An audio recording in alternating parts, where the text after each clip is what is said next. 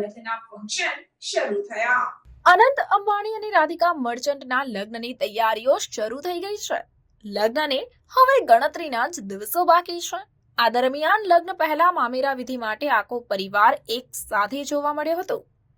રાધિકાના લુકની વાત કરીએ તો તેમને આ ફંક્શન માટે ખૂબ જ સુંદર ગુલાબી રંગનો લહેંગા પહેર્યો છે, જેમાં તે બિલકુલ દુલ્હન જેવી લાગી રહી છે.